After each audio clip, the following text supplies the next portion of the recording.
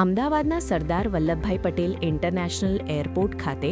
Multi agency mock એક્સરસાઇઝનું આયોજન કરવામાં આવ્યું. કુદરતી આફતો દરમિયાન કેન્દ્ર અને રાજ્ય સરકારની વિવિધ એજન્સીઓ વચ્ચેની સજ્જતા અને સંકલનની સમીક્ષા કરવા માટે આ મોક એક્સરસાઇઝનું આયોજન કરવામાં આવ્યું, જેમાં મલ્ટી હેઝર્ડ સિનારીઓના બેઝ પર ભૂકંપ અને તેનાથી થતી અન્ય અસરોનું કૃત્રિમ વાતાવરણ ઊભું કરવામાં આવ્યું હતું,